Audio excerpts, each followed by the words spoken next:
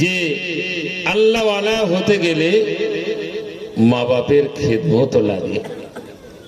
বুখারীর কথা, বুখারীতে কথাটা আছে। জুরাইজ বলে এক যুবক নামাজ পড়ছে, মা ডেকেছে।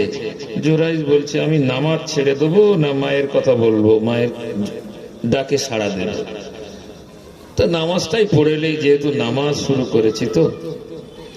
কত সূক্ষ্ম কথা, নামাজ পড়ছে, মা ডাকছে।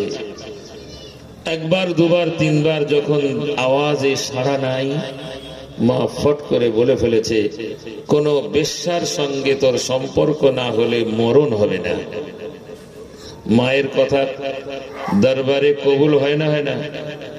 জি, কোন পর্দা থাকে না, আরশে আজিমে মায়ের কথা পৌঁছে যায়। জোরে বলেন, জোরে বলেন।